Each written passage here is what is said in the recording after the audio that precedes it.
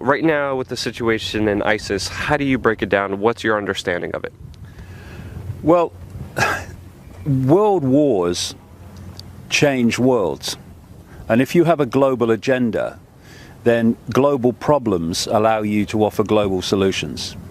And if you look how the world was transformed by the First World War and the Second World War, the world was a completely different place after both of those wars. And the idea all along has been to have a third world war to complete the transformation into a global state with a world government and a world army dictating to the global population. And there was a letter, a controversial letter because people dismiss it, but with the passage of events, it becomes more and more credible. And it was a letter written by a man called Albert Pike, who was a massive Freemason in the United States in the 19th century. And it was to another Illuminati infamous character called Mazzini, Giuseppe Mazzini. And it detailed 3 world wars that would transform global society. And the first one described it in the terms that happened. The second one it described in terms that it happened. But, you know, you can say, well, it came to light later, so, you know, maybe they just put that in and faked the accuracy of the first 2 wars.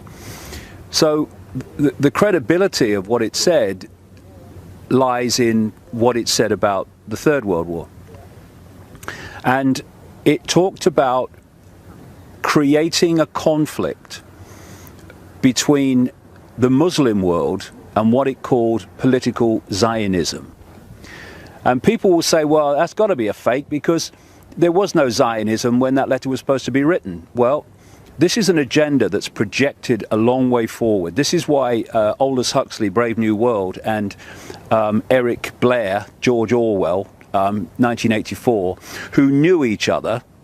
Huxley taught George Orwell French at Eton College, where the royals go, and they knew each other and they became friends. And from the same sources, not least the Fabian Society in Britain, they understood the projected agenda. And we're talking there in 1932 that Huxley's book was published, 1948 that Orwell's book was published, and they are describing the society that's unfolding today at that time.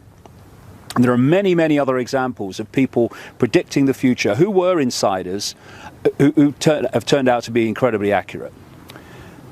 So the idea that Albert Pike would know that this Zionist movement was coming and the establishment of Israel was coming is very credible when you look at the background evidence. And of course, Zionism was established not that long after this letter was supposed to be written.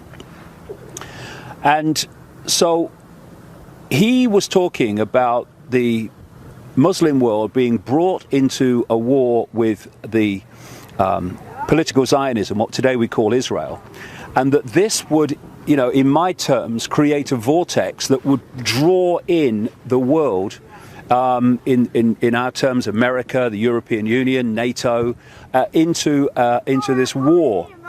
And what you have now is a situation that this ISIS group has come out of nowhere, in effect, incredibly well armed, incredibly funded. I mean, I've seen figures like $2 billion at its disposal. And it's walking into towns in Iraq and taking them over. It's established itself at the key border crossings into Syria and into Jordan. And it's all happened really fast. And what the potential of this clearly is to do what Pike was talking about. Because I've said in my books for years that the plan was to create a massive divide and rule conflict between the Shia Muslims and the Sunni Muslims. I mean, I know it's hard to believe for anyone frickin' sane, but this argument over, this ancient argument over who should, you know, be the natural successor to the rightful successor to Muhammad and all that stuff, has created this enormous schism. And schisms are there to be manipulated and exploited by these people.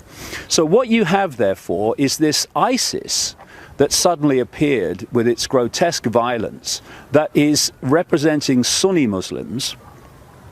And then you have the regime currently in Iraq that is representing, in effect, Shia Muslims.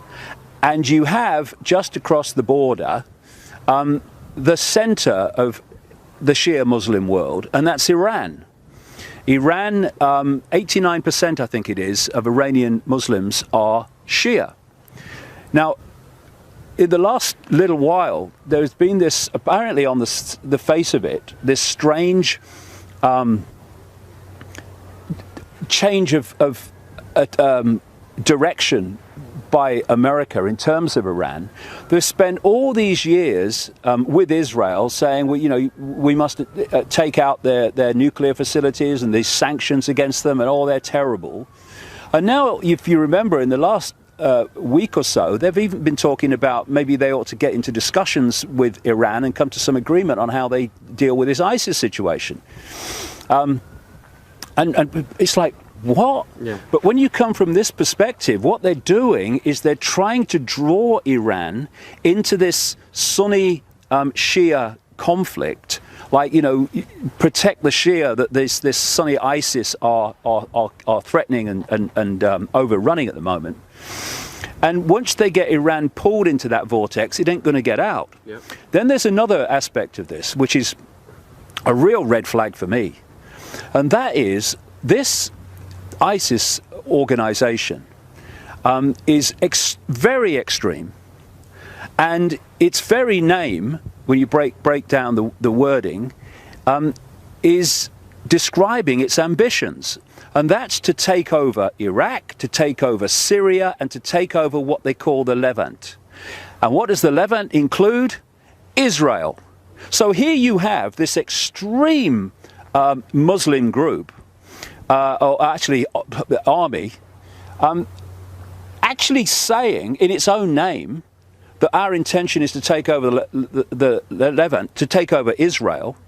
And you'd think at any other time, even with a lesser situation, Netanyahu would be surrounded by microphones and he'd be saying, we must be protected, Israel is in danger. Instead, he's come out and said, oh, no problem, you leave them to it. America, no, don't intervene, leave them to it, don't let them basically weaken each other. And then you've got the United States, their reaction. I mean, it sums up the ludicrous nature of it, that John Kerry has gone to Iraq and he said, well, we don't know about bloody airstrikes because, you know, we might kill civilians. Well, that's never stopped you in the past, mate, has it? Or any of your predecessors. And what it seems to me as I'm reading this is that they're all standing off to let this ISIS get a big foothold in that region. And then if it moves to the point where it starts to threaten Israel, then the button will be pressed. Then the Americans and NATO will come in because they're committed to protecting Israel's security. And then you'll start to see why that sliver of land called Israel, with less than 8 million people, has one of the best equipped armies in the world and a nuclear arsenal. Yeah. Because what Pike was talking about was drawing all these different disparate groups in and creating this vortex of mutual self-destruction, which would change the war that would change the world, taking on from the previous world wars that changed the world, and then at that point their global fascist society would be brought in. No doubt justified by, we need a world government and we need a world army to stop this ever happening again, even though we who are saying that actually created it. And then you've got what I've been saying now way back in the 1990s. The idea is for this Third World War to involve Russia and China against the West. Yeah. Oceania versus Eurasia, yeah. Yeah, the 1984 kind of scenario. And what you have now is the demonization of Russia. Have you noticed that? How suddenly we got the demonization of Russia? And what's opening up in the Ukraine, while all this is starting to go on in the Middle East, is another front against Russia. Because, you know, it's very easy to see how Russia can be pulled into this Middle Eastern conflict by supporting Syria, because destroying Syria is part of ISIS's agenda and American agenda and NATO's agenda. And also Iran as well. Yeah, and destroying Iran, yeah. So, and Russia would come out in support of Iran, and the same would happen with China. And so you can see how it's how the pieces in the game are being moved around to create the scenario that Pike talked about. Yeah, in fact, a close aide of President Putin, who has special responsibility for Ukraine, has actually said this week that the United States is preparing for a war against Russia through Ukraine, and that what they plan is to try to take Crimea back. Now, you can have the odd bit of terrorism and bad things happen in Ukraine to Russian supporting people, and Putin can stay back and hold his fire because he knows what they're trying to manipulate him into. But if they try to take Crimea back, Putin's ego and Putin's pride will no way, I would strongly suspect, allow him just to let them do it. Exactly. And therefore, that if they try to take Crimea back, then what you're looking at is a war, or a calculated war against Russia. Yeah. And if you start a front against Russia on its borders, and then all this stuff going on in the Middle East, you are diluting Russia's impact on what's happening in the Middle East. Yeah.